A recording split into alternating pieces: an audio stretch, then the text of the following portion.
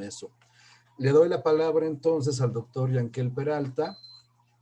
El profesor nos va a leer un texto que se titula Hegel, la verdad filosófica y el carácter dialéctico de su prueba.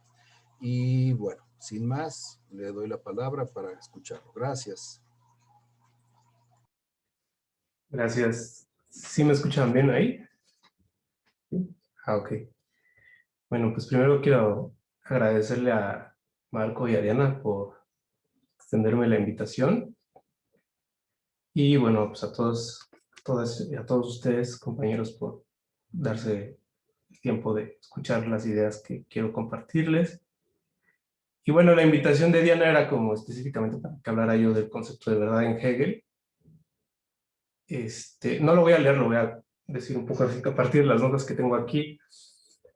Pero yo me voy a limitar o a restringir un poco al concepto de verdad filosófica que tiene Hegel, ¿no? Y bueno, me gustó cómo se armó la mesa porque creo que puede servir de punto de contraste, ¿no? Justo porque Hegel defiende las tesis como en el extremo opuesto, ¿no?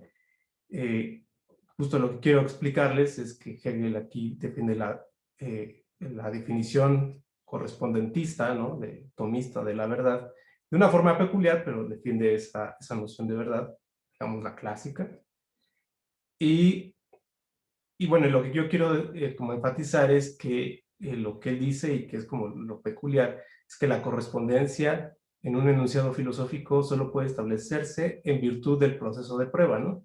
Es decir, que a diferencia de otras ramas del conocimiento teórico, donde digamos el proceso de prueba es independiente del valor de verdad del enunciado, es decir, que en esos otros métodos de prueba, la prueba solo se limita a verificar el valor de verdad, pero no a establecerlo, ¿no? En cambio, en Hegel, la prueba es parte del proceso por el cual se establece la correspondencia, ¿no? Y ese proceso tiene que ser dialéctico en la medida en que el objeto del que se ocupa la filosofía, esto lo voy a tratar de explicar con mayor detalle, pero en la medida en que el objeto del que se ocupa la filosofía es un objeto infinito, ¿no? Lo cual, desde Kant, o Kant lo dijo así, eso implica que hay una contradicción y la tarea de la prueba filosófica es solventar esas contradicciones, darle salida y por lo tanto esa prueba tiene que ser dialéctica, ¿no? Bueno, como les decía, ¿no? Hegel defiende la noción de verdad. Esto lo hace explícitamente en la doctrina del concepto, en la ciencia de la lógica. También lo hace en la introducción de la enciclopedia. Explícitamente, ¿no? Implícitamente en el prólogo de la fenomenología, ¿no? Pero explícitamente, por lo menos en la doctrina del concepto, él defiende la definición de Tomás de Aquino de la verdad como adecuación del intelecto con la cosa, y lo defiende contra Kant, para quien esa definición es algo trivial, ¿no? Él dice que es una definición del mayor valor, ¿no? Y entonces habría dos tipos de correspondencias, por lo menos, ¿no? Primero para clasificarlo en general, que serían las verdades no filosóficas y las verdades filosóficas, ¿no? Y digamos como para especificar las verdades no filosóficas, consistirían en la correspondencia de las determinaciones atribuidas al objeto con el fenómeno al cual atribuimos esa objetividad, ¿no? Y sería la correspondencia de las cualidades que atribuimos, ¿no? Cualidades más o menos abstractas, que están precisadas o están referidas al objeto mediante la precisión de su magnitud en la cual están presentes en el objeto, ¿no? Esta magnitud es qué tanto está esa cualidad ahí y en qué tiempo y bajo qué condiciones espaciotemporales podemos encontrarla, ¿no? Y esas precisiones pueden ser también más o menos abstractas, ¿no? Es decir, puede referirse a determinaciones sensibles o a determinaciones lógico-matemáticas, ¿no? Donde ya es nada más la pura determinación espacial, por decirlo así, abstracta, ¿no? En cambio, en el enunciado filosófico, la correspondencia es entre conceptos, entre los conceptos del enunciado, los conceptos que están implicados en el enunciado teórico, ¿no? Entonces, la correspondencia no es hacia un objeto externo, sino hacia el sujeto del enunciado, y lo que tiene que ser demostrado es que el objeto perdón, que el concepto corresponde al sujeto del cual se está predicando, ¿no? Eso en primer lugar. Y en segundo lugar, esto implica que se da por descontado que el valor o la cantidad de estos enunciados siempre tiene un valor universal, ¿no? Y que no viene a cuento hacer como mayores precisiones cuantitativas, salvo el hecho de que se trata de la universalidad siempre y en todo caso, ¿no? Y de que lo que se trata entonces es de demostrar la conexión entre los conceptos, ¿no? Y esa demostración es en lo que consiste la prueba dialéctica, ¿no? O solo por la prueba se establece la conexión entre conceptos. Es decir, esa conexión no existe con independencia de los conceptos, ¿no? Bueno, ¿a qué tipo de objetos se refieren Hegel cuando habla del objeto, o más bien, cuando habla de la verdad filosófica? ¿Cuál es el objeto al que se adecua el enunciado filosófico? Es decir, la correspondencia entre conceptos. Por lo menos uno de esos conceptos es el objeto que se toma como determinado, y se trata del objeto incondicionado u objeto infinito, ¿no? Esto del objeto incondicionado está definido, o es un concepto que surge específicamente como en la polémica contra la crítica kantiana de la metafísica, ¿no? Y entonces, bueno, lo que dice Kant, como para explicarlo con mayor precisión, ¿qué quiere decir lo incondicionado? Lo que dice Kant es que para un fenómeno dado podemos descubrir una serie de condiciones que pudieron dar lugar a ese fenómeno, ¿no? Y esa serie de condiciones, digamos, la razón puede hacerse un par de ideas al respecto o especular, por lo menos, sobre si esa serie es finita o es infinita, ¿no? En cuyo caso de que sea finita, el primer elemento de la serie que dio lugar al fenómeno que tratamos de explicar, el primer elemento de la serie sería lo incondicionado, el elemento incondicionado, ¿no? La condición de todas que es a la vez incondicionada. Pero en el caso de que fuera una serie infinita, se trataría entonces de la totalidad de la serie, lo que sería incondicionado, ¿no? Déjenme ver si puedo comprar. Preparé una animación como para explicar esto, para que no se hagan bolas. Puede ser como enredado. A ver, voy a ver si... No sé si ahí se ve. Sí, sí se ve. Acá está. Entonces la idea es esta, ¿no? Que para un condicionado n, llamémoslo así, se puede establecer un par de series, ¿no? Y la primera serie sería la serie de las consecuencias, n, o sea, hacia el futuro, por decirlo así. N más 1, n más 2, n más 3, etcétera, ¿no? Y la otra serie sería la serie de las condiciones, ¿no? N menos 2, n menos 3, etcétera. La serie hacia los antecedentes o hacia el pasado, si se quiere poner en esos términos, ¿no? Y lo que dice Kant es que, en realidad, para efectos del problema de la razón pura, solo interesa la serie de las condiciones, ¿no? Que es hacia, porque lo que estamos buscando es la condición incondicionada, ¿no? No interesa tanto la serie de las consecuencias. Y que la pregunta fundamental es si la cardinalidad de esa serie es o no es infinita, ¿no? Esa sería la idea. Aquí no sé cómo ponerle dejar de... Creo que ya, ¿verdad? Bueno, entonces espero que hagamos claro esa idea. Entonces el conflicto de la razón consiste en decidir, ¿no? Si en la serie de los fenómenos hay un elemento primero que hay que tomar como incondicionado o si es la totalidad de la serie la que es incondicionada, ¿no? Lo que dice Kant es que ese problema o ese conflicto, esa polémica es un pseudo problema en la medida en que se basa en un razonamiento que él llama un sofisma figura dictionis, ¿no? Una falacia, para decirlo a pronto, que, digamos, extrapola un argumento lógicamente válido al terreno de las series fenoménicas, donde no necesariamente puede valer en sí mismo, ¿no? Y el argumento lógico que para Kant es válido es que para una condición debe asumirse que está dada la serie de sus condiciones, ¿no? Para un condicionado, perdón, está dada la serie de sus condiciones de forma inmediata, ¿no? No hay necesidad de presuponer o de llevar a cabo una síntesis en el tiempo para poder presuponer que la serie de condiciones está dada, ¿no? O sea, en términos de lógica matemática, digamos, eso se puede hacer. Pero cuando pretendemos extrapolar ese razonamiento a los fenómenos, dice Kant, no podemos simplemente asumir que la serie de las condiciones está dada, porque esa serie de las condiciones, en cuanto es fenoménica, depende de la síntesis subjetiva, ¿no? No existe sin la síntesis subjetiva. Entonces, lo que dice Kant es lo interesante, es que la cardinalidad de la serie, o la cantidad de la serie, como para decirlo más sin tanto tecnicismo, depende o es proporcional a el regreso subjetivo sobre la serie de las condiciones, ¿no? Entonces, dice Kant, lo incondicionado no es objeto porque esa serie no está dada, ¿no? Y no puede decirse que sea ni finita ni infinita, sino que siempre, en todo caso, depende de la amplitud con la que el sujeto lleva a cabo la síntesis regresiva, ¿no?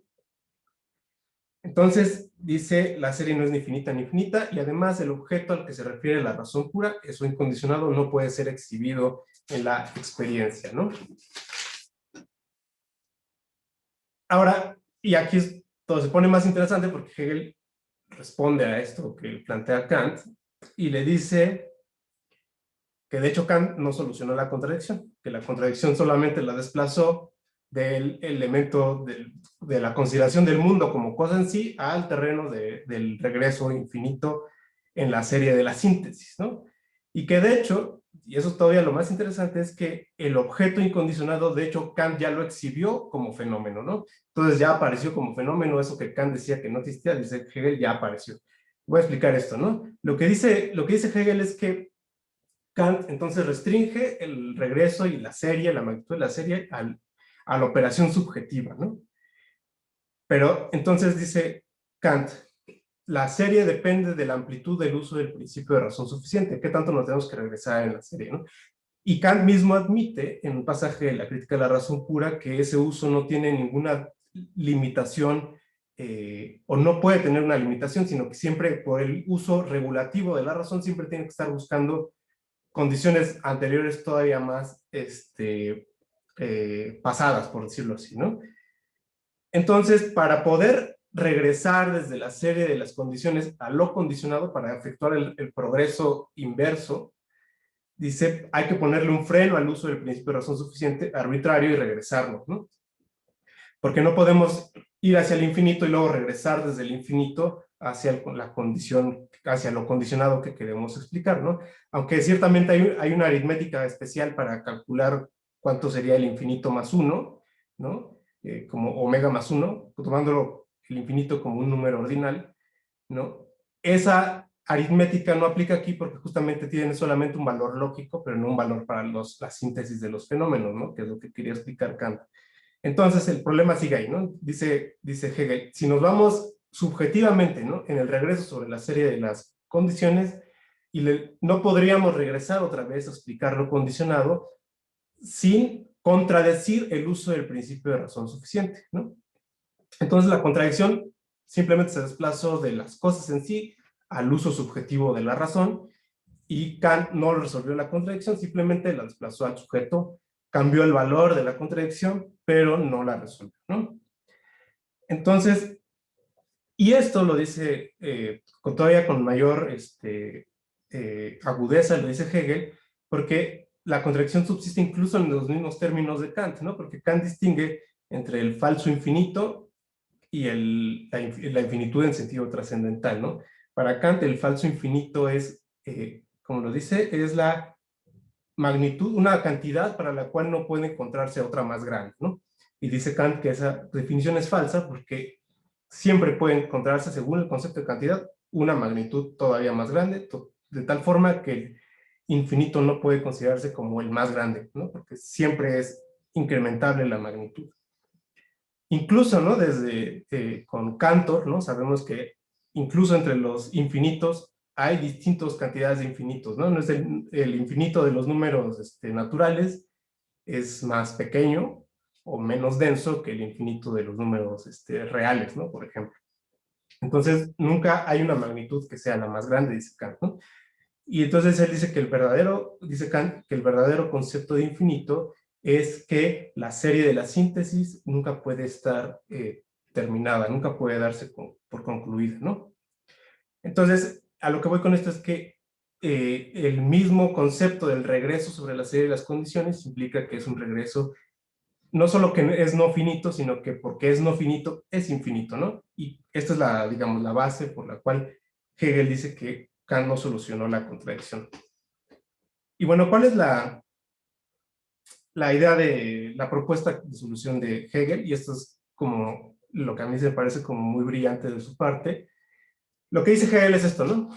Dice Kant, el problema con cómo plantea las cosas Kant es que él esquematiza el mundo fenoménico, digamos, sobre la figura de una línea recta, ¿no? Que es prolongable en sus dos extremos al infinito. Y de tal forma que, esquematizándolo de esa manera, si nos vamos sobre una serie, no podemos regresarnos otra vez hacia lo condicionado, si no es porque limitamos arbitrariamente la extensión del regreso, ¿no? Es decir, que ahí, esquematizada una línea recta, subsiste una contradicción entre el regreso y el progreso, ¿no? Entonces, la solución que dice Hegel es, pero eso se soluciona si pensamos la realidad del mundo y el concepto del mundo no en una línea recta, sino en un círculo, ¿no? Porque de esa manera, entonces, el regreso sobre la serie de las condiciones vale tanto como el progreso hacia lo condicionado y viceversa, ¿no? De tal forma que en ese caso el regreso es un progreso y el progreso es un regreso por la circularidad en que lo plantea Hegel, y de tal forma que entonces el concepto que hacemos del fenómeno incluye tanto la serie de sus condiciones como la serie que van de las condiciones a eso condicionado, ¿no? Y de esta forma, digamos, Hegel cierra el círculo de la explicación y dice, y ahí, aunque el círculo implica una contradicción porque el regreso es progreso, etcétera, en cambio, como llega al punto que se quería explicar, pues la soluciona también, ¿no? Dice, miren, aquí tengo la cita sobre la verdadera infinitud. Esa circularidad es justo lo que Hegel entiende como verdadera infinitud. Lo voy a compartir otra vez. La pantalla. A ver si se ve. Sí se ve, ¿verdad? Dice, Sí. como infinitud verdadera, curvada en sí, su imagen. No alcanzo a leer aquí. A ver, voy a regresar. Su imagen se convierte en el círculo, la línea que se ha alcanzado a sí misma, que está cerrada y toda presente sin punto de comienzo y sin fin, ¿no? Y en la misma prólogo de la fenomenología del espíritu, pues se definen los conceptos como círculos, ¿no? Entonces, y a eso se refiere siempre a que son la infinitud, ¿no? Esto implica también que para cualquier concepto, de hecho, ¿no? Incluso para los enunciados no filosóficos, en la medida en que están definidos o determinados como magnitudes espaciotemporales, implican la misma contradicción que Kant simplemente restringe al plano de la razón pura, porque el concepto de infinitud de Hegel no solamente es un concepto que se contradistingue en términos absolutos o en términos nítidos respecto del objeto finito, ¿no? Lo que dice Hegel es que la finitud, las determinaciones finitas en la medida en que se tiene una determinación en su relación con otro, pero que ese otro tiene que ser algo absolutamente distinto de eso determinado, entonces perecen o dejan de subsistir o de existir en su relación con otro, no obstante relación por la cual tienen su determinación, ¿no? Entonces hay una contradicción en la misma finitud. Y hay otra contradicción también en el concepto matemático de infinitud, porque la idea es que cualquier cuanto determinado, cualquier magnitud determinada, en la medida en que está determinada, solo puede ser magnitud en la medida en que se continúa en una serie, ¿no? Pero entonces, lo que dice Hegel aquí es que la magnitud existe en su continuidad con el otro, ¿no? Pero que esa continuidad nunca llega al infinito por más que querramos aproximarnos a él. Entonces, entre magnitud e infinitud no solo hay una diferencia, sino que la diferencia es cualitativa. O sea, no es una diferencia cuantitativa, es lo que quiere decir. Dicho en otros términos, la infinitud es la cualidad de la cantidad, ¿no? Por eso la infinitud, digamos, es como el carácter conceptual, digamos, de todo concepto, ¿no? En la medida en que entendemos los conceptos como determinaciones de las cualidades de las cosas, ¿no? Esto lo enfatizo también porque lo que quiere decir Hegel es que esta completa determinación conceptual tiene que tener cierto sentido de autorreferencia, pues, ¿no? Para que pueda establecerse, cerrar un círculo. Y esto contrasta mucho, por ejemplo, con la explicación que de esto mismo hace Adorno, porque, digamos, él tiene una noción de dialéctica que todavía está planteada en la linealidad, ¿no? Y que en ese sentido podría ser como una dialéctica más bien post-kantiana antes que hegeliana o post-hegeliana, ¿no? Porque lo que él dice es que la tarea de la dialéctica es medir siempre la distancia entre el objeto y el concepto y viceversa, ¿no?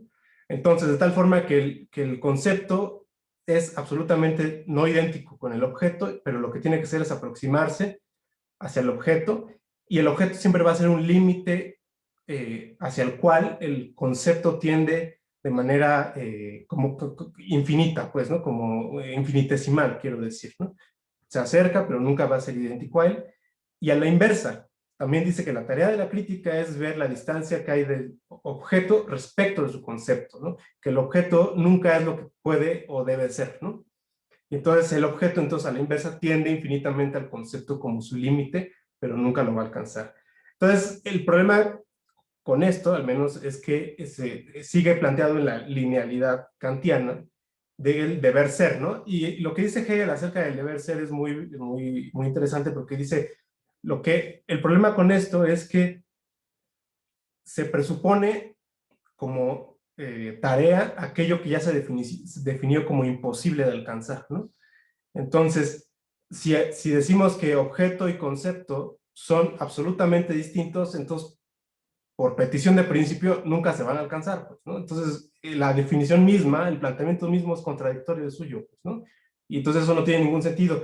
Y en términos de la moralidad, es como más, tiene efectos más graves, porque dice Hegel que entonces, si definimos la moral o el bien como el deber ser, pero al mismo tiempo lo definimos como algo que ninguna acción puede alcanzar, entonces al mismo tiempo lo definimos como imposible, ¿no?